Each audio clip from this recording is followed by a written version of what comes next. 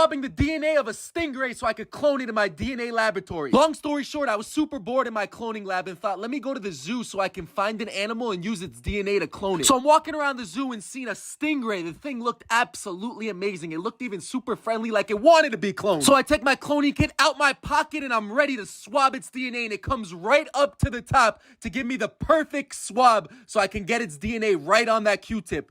And I swabbed it right off the top of its head, which is the best place to clone a stingray, and put it in my chemical grade DNA case. And went straight back to my laboratory in Los Angeles, California. I first put the DNA swab onto an agar plate and put sterilized 437 chrome solution on top. I then put it under a microscope to make sure the DNA was alive, and yes, it was moving perfectly to be cloned. I then put blue phosphate nucleotides on top to separate the DNA. I then placed it in a ribose cylinder and heated it up to 150 degrees. I then placed the DNA in a saltwater incubator. This is the stingray at only 3 weeks old.